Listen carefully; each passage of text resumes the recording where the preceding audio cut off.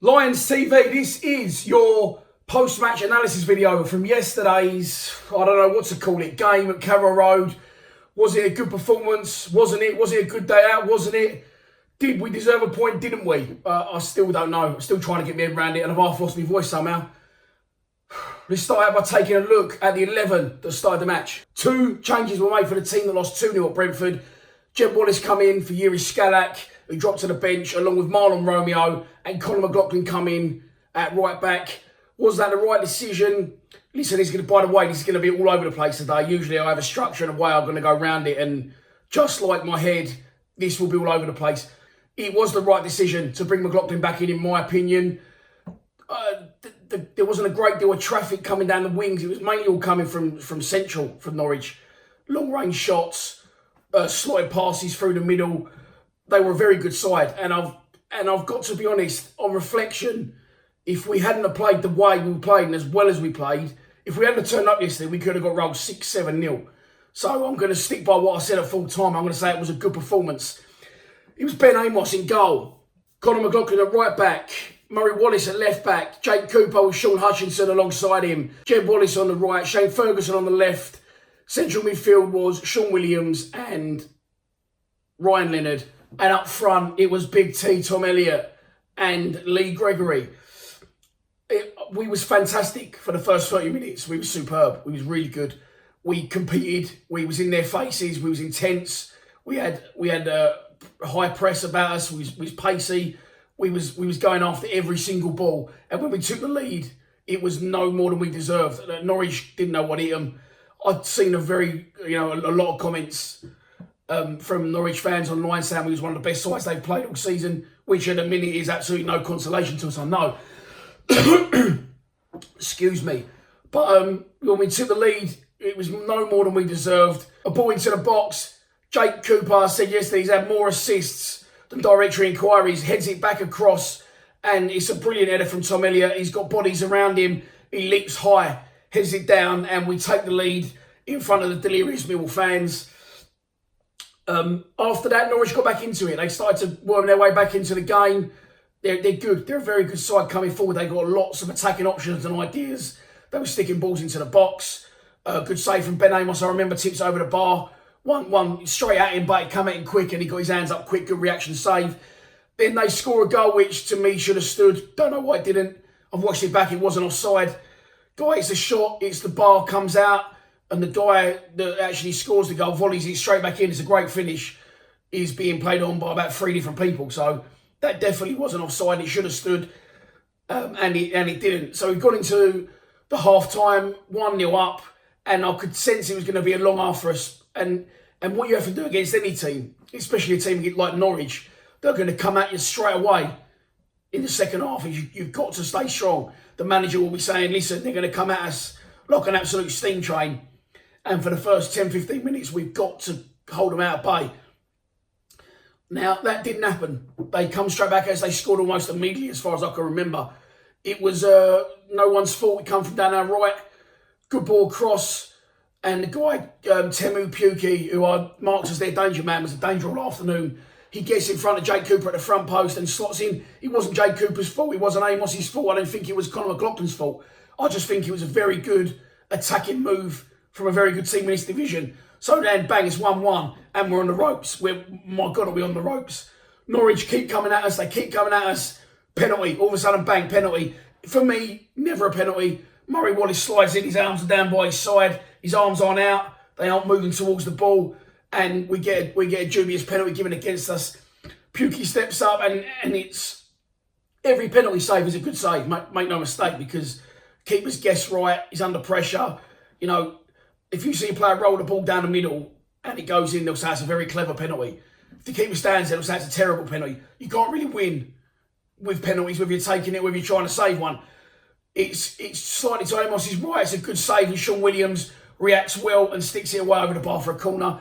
And I actually said to the boys I was with at that point, for me now, that's going to kill the game. And I think we'll ride it out now to be 1-1. Little did I know. But, you know, after that penalty, I was right in a sense, because the game does die dead for a while. Then on 78 minutes, again, they come through the centre of us. The ball gets cleared out. Should our midfielders be attacking that a bit more vigorously, our central midfielders? They're not, they don't. And it's a fantastic goal. And how many times do we see ourselves get hit by unbelievable goals from outside the box? I don't like to say stuff like this, but we do just seem to be one of the unluckiest teams I've ever met, ever. Our luck's just never in, and it's a fantastic finish. And, from there on in, Norwich are top of the league. They've got 25,000 sellout behind them. Our fans are fantastic, by the way, again. But after that, you can only see curtains. They've had a goal disallowed at this point. They've missed a penalty at this point. They're now 2-1 up against a team that haven't won away from home all season. But then, for me now, after what happens after that, just shows why Neil Harris is the man for the job. And the players do back him, and the fans that don't have got something seriously wrong with them. Because for people to say he's holding this team back, you've got to remember where he was before this man joined us. That's all you've got to look at. We go straight back up the other end. Ryan then just doesn't give up the ghost. He follows the ball in. There's confusion at the back. And he just doesn't give up on it. He stabs it home. It's 2-2. And I'm thinking, just blow the fucking whistle now, because that will do me. Then all of a sudden, a great goalkeeper down the years, Tim Krul, played in the Premiership, played a lot of games. He throws it straight to Jed Wallace. Jed Wallace, what he does is phenomenal. He's got a lot of work to do. He's got a lot of bodies around him. He knocks it into the General, who's come on a sub. The General lays him off beautifully first time. A great one too. And it was very Leeds-esque, wasn't it? Not just the way the result was going, but the actual finish from Jed. He fires it past Krul, and all of a sudden we've gone from 2-1 down to 3-2 up. And as well as we performed, and as hard as we dug in and defended, when we was 3-2 up, if we'd have won that game, it would have been a complete smash and grab, and it would have been completely against the run of play. In my opinion, Norwich were by far the better side. But you take it all day long, we think we've nicked it, and after that they come at us. 6 minutes goes up on the ball. I don't know where the fuck 6 minutes had come from. I can't remember an injury in the second half. There was no sendings off. So that one's baffled me a bit. But this is where it gets confusing, even in my own mind, because I don't know. I'm thinking, you're a professional footballer, see the fucking game out. You can't keep losing these leads. But at the same time, on the other shoulder, the devil's saying to me, be fair to them. They defended with their lives for 90 minutes against a team that's far superior. And that was evident for me to see. If people say it wasn't, then you don't know what you're looking at. Norwich are a great side, and they deserve to win the game, in truth.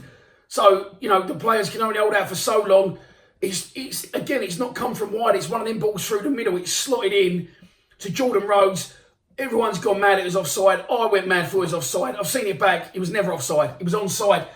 For me, Murray Wallace, when you're 3-2 up and it's the 93rd minute, Murray Wallace is there. He's either got to try and make a slide tackle, or he's just got to grab Jordan Rhodes round the chops and yank him to the ground and take a red card for the team, because he had the opportunity to do it. He didn't. He pulls his hands away, which in the 93rd minute, you might as well yank the geezer out, take him down, take one for the team. So now it's 3-3, 92 minutes. I nearly died the day after I went to Norwich last year. I don't feel much better this year.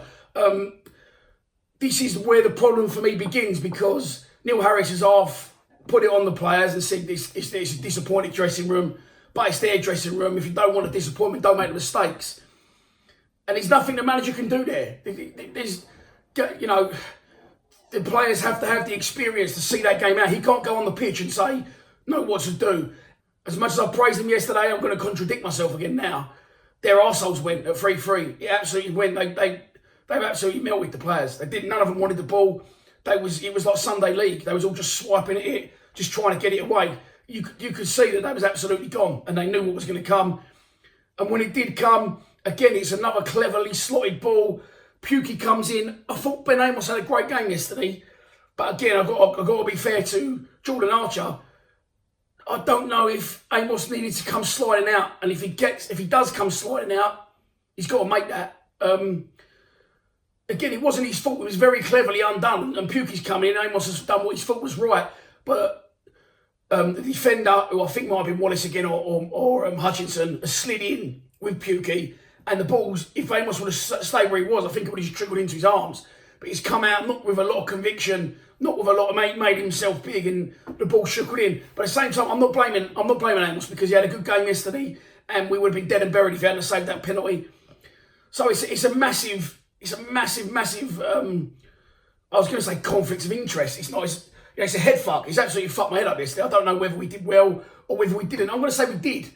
If we perform like that at any other away ground, for example, Bristol City coming up, for example, Preston coming up, we will win football matches. But again, we haven't managed to close the game out. And if you look at the amount of games that we've had this season that had a finish in 80 minutes, we'd be in the top 4. And again, I'm asking your opinion now. I'm not even giving you mine.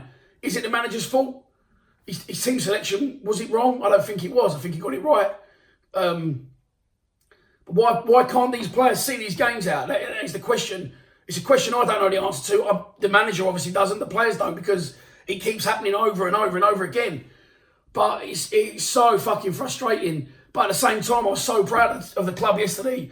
I came home and me and Mini have been laughing this morning, like saying what an unbelievable day it was. And when we scored those 2 goals in quick succession, no one can ever take that away from us. So it was a brilliant day. I was proud of the team. But again, I was fucking just devastated, honestly. Just absolutely gutted that we couldn't see it out.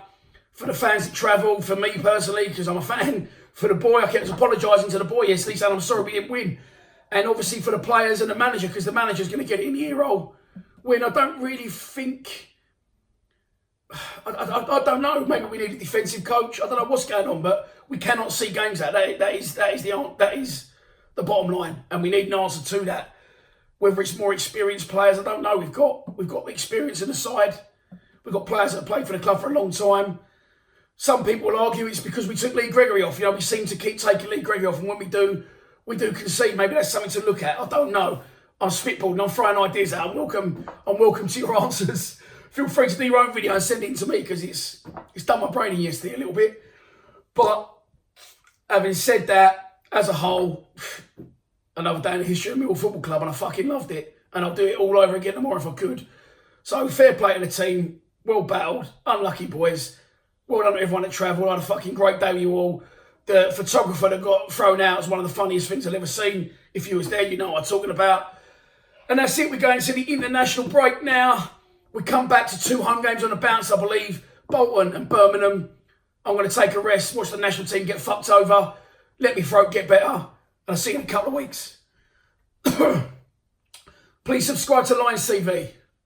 Come on, you Lions.